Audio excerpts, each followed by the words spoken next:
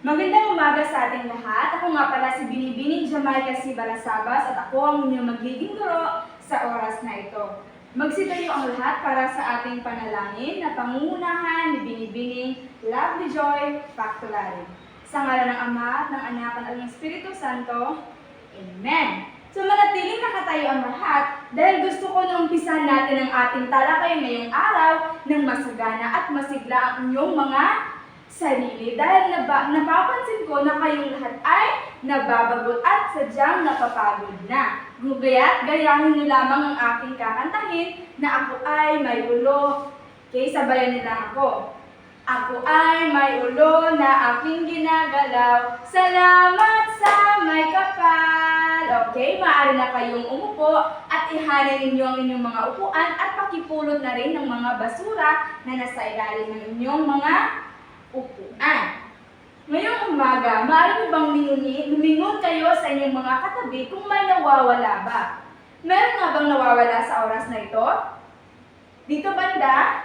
Okay, wala. Dito banda? Okay, si Binibining Miles ang lumiban sa oras na ito. Ngayon naman, bago tayo dumako sa ating panibagong talakayan ngayong umaga, ay magbabalik tanaw muna tayo kung ano nga ba ang ating diskusyon o itong paksa natin, itong nalakay natin kahapon. Okay, Binibining Baldado? Tama. Ang tinalakay natin kahapon ay kung ano nga ba ang kahalagahan ng mga teknolohiya sa ating pag-aaral.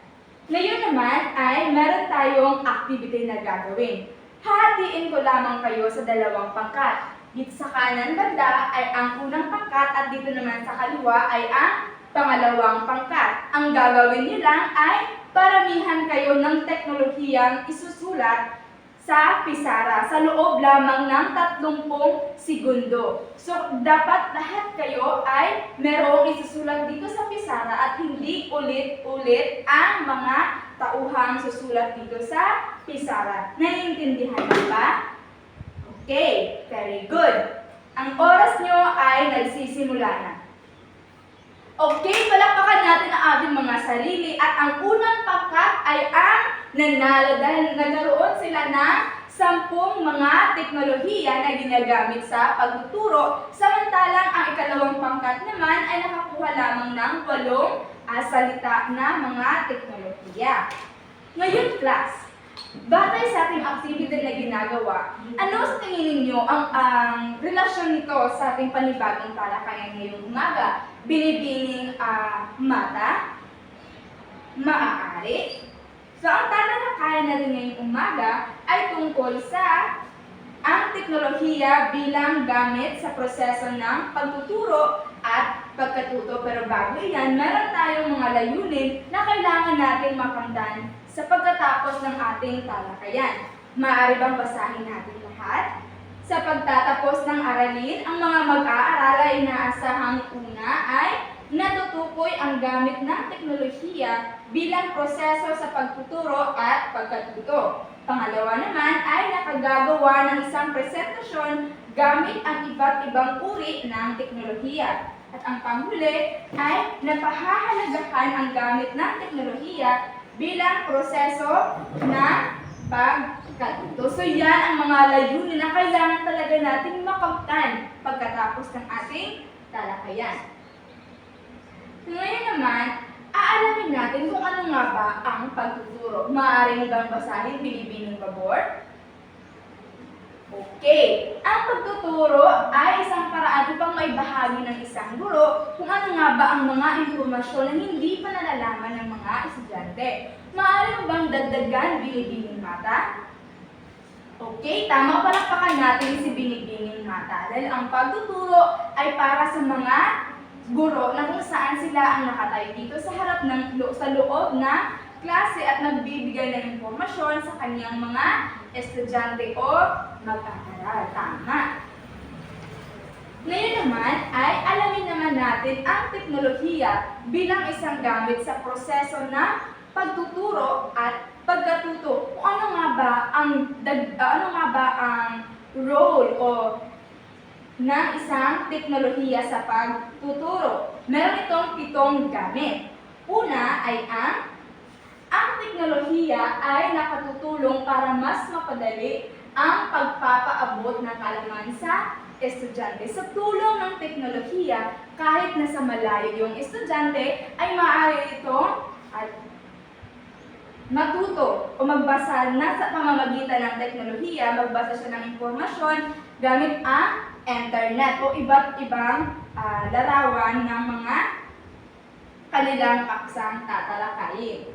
Pangalawa naman ay ang teknolohiya ay nakatutulong sa guro para alamin ang pag-unlad ng isang estudyante. Okay, binibining store ko. Maaari mo bang palawakin ang ideya na kung saan ang teknolohiya rin ay nakatutulong sa guro para alamin ang pag-unlad ng isang estudyante?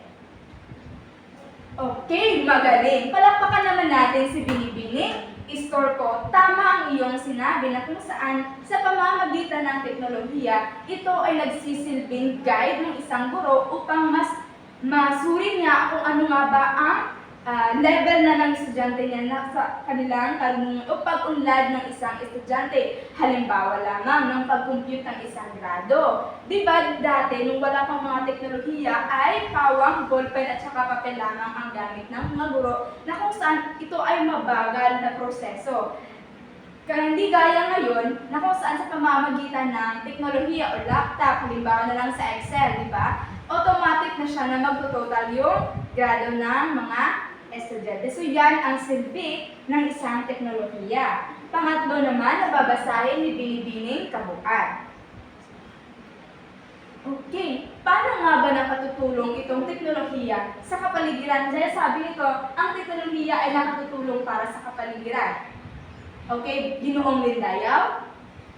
Tama. Dahil, pansin niyo ba, kung walang teknolohiya, napakaraming puno ang mapuputol para sa paggawa ng papel. Dahil ang papel ay gawa sa mga puno. So, sa pamamagitan ng teknolohiya, mas nalilesen o mas nababawasan ang paggamit ng mga papel na kung saan ito ay mababasura din lamang. Samantalang dito sa teknolohiya ay mga load na lang yung gagamitin natin. Sa pang-apat naman na ibabahagi sa atin ni Binibining Herman. Okay, sa tulong ng teknolohiya ay mas gaganahan ang mga estudyante na mag-aral. Bakit kaya sila magaganahan? Okay, Ginoong Jule. Tama. Dahil, halimbawa na, di ba, halos buong araw tayo ay nanulong na lang sa pagsa-cellphone, yung mga estudyante. Bale, yung attention natin ay nakapokus na lamang sa sa teknolohiya. Pero kung gagamitin natin ito sa classroom, halimbawa na lang itong whiteboard na kung saan maaari itong sulatan ng kahit ano. So yung mga estudyante ay nakakakuha ng interest kung ano nga ba ang feeling na nagsusulat dito sa whiteboard na kung saan ito ay gamit yung 30 pen na pang whiteboard na lamang. So at halimbawa din ito sa teknolohiya, meron itong mga collaborative games, interactive games na kung saan nakakakuha ng atensyon ng mga mag-aaral. Panglima naman ay ang, maaari mo bang basahin, Binibining Mingito? Ang panglima. Okay, maraming salamat, maaari ka ng umpo. So sa pamamagitan ng teknolohiya ay abot kamay na natin ang kaalaman. Halimbawa na lamang nung nasa COVID-19 na years pa tayo, di ba? Noon sa dahil sa COVID ay hindi tayo nagkakaroon ng face-to-face class na kung saan meron naman tayo na limitadong access sa personal natin na pag-aaral. So, nagkaroon tayo ng modular. So, sa pamamagitan nun, kahit walang guro na face-to-face talaga tayo na nilalaanan ng oras para magturo, ay tayo mismo ay nagkaroon ng self-learning sa pamamagitan ng teknolohiya. Sa pamamagitan ng teknolohiya, nagkaroon tayo ng mas malawak na access sa internet sa mga impormasyon na kailangan nating malaman. At ang pang-anim naman ay ang guro at estudyante ay may access na sa mga impormasyon anumang oras. Halimbawa na lamang kung meron ipapagawa ang isang guro at hindi alam ng estudyante kung ano nga ba ang gagawin nito. So maaari siyang mag-search o halimbawa may mga projects sila. So pwede siyang mag-search sa internet para mas maunawaan niya kung ano nga ba ang gustong ipagawa sa kanila ng kanilang guro. Maliwanag lang ba? Okay, balik kayo maingay dyan sa likod.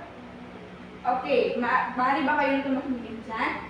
Panghuli naman ay babahagi sa atin ni Ginoong Kadavid. So, Ginoong Kadavid, ano nga ba ang pangpitong gamit ng teknolohiya sa pagtuturo? Okay, so sa tulong ng teknolohiya ay mas maging epektibo ang mga collaborative na gawain ng mga mag-aaral. Halimbawa na lang, gagawa sila ng mga videos, music video o mga dance na kung saan gagamit sila ng mga cellphone or laptop o internet sa pag-i-edit at na kung saan sa pag-i-edit ay or pag-perform kailangan ng collaboration na kung saan lahat sila ay magko-cooperate talaga sa gagawing video. Naiintindihan lang ba? Okay, kung ganun ay dadako na tayo sa ating pangkatang gawain. So, papamalit ko kayo sa 5 pangkat. May 5 hanay naman dito, diba? So, bawat hanay kayo ang kagrupo. So, 5 pangkat. Kayo ang unang pangkat, pangalawa, pangatlo, pang-apat, at saka pang-5. Ang gagawin nyo lamang ay gagawa kayo ng isang presentasyon na hindi magkapareho gamit ang teknolohiya. Maaaring magpe-perform kayo dito sa harap with music or iba't ibang gamit ng teknolohiya. Maaaring gagamit kayo dito sa television o PowerPoint presentation. Yan ang gagawin ninyo. Naiintindihan lang ba? May maaari na kayong pumunta sa inyong mga kagrupo. So, bibigyan ko lamang kayo ng 10 minuto para paghandaan ang presentasyon ng bawat pangkat. At ito ang inyong magiging pamantayan sa pagganap. Una ay ang kausayan, meron kayong 40%. Sa nilalaman, meron kayong 30%. Sa orihinalidad, meron kayong 20%. Sa pagkakaisa, meron din kayong 20%. Sa kabuuan ay 100%. Naiintindihan lang ba? Okay, ang oras nyo ay nagsisimula na. Okay, class, natapos na ang inyong oras. So, ngayon naman ay pakipasa ng inyong mga sangkapat na papel bawat pangkat. Okay. Ngayon naman, ang unang mag-perform dito sa harap ay ang pang-5 pangkat. Palakpakan naman natin ang ika-5 pangkat. Magaling. Ngayon naman ay tunghayan naman natin ang presentasyon ng ika-4 na pangkat. Palakpakan natin ang ika-4 na pangkat. Ngayon naman ay ang ika-3 pangkat. Magaling! Napakahusay ng ika-3 pangkat. Ngayon naman ay tunghayan naman natin ang presentasyon ng ika-2 grupo. Wow! Napakagaling ng ika-2 grupo. Ngayon naman at hindi magpapahuli ang unang pangkat. Palakpakan natin ang unang pangkat. Magaling! Nakikita ko talaga na kayong lahat ay mahusay at binibigyan talaga ninyo ng galing at dedikasyon ang inyong mga presentasyon at hindi kayo pareho ng presentasyon. So, lahat kayo ay nakakuha na 99 na puntos. So, maaari na kayong bumalik sa inyong mga upuan.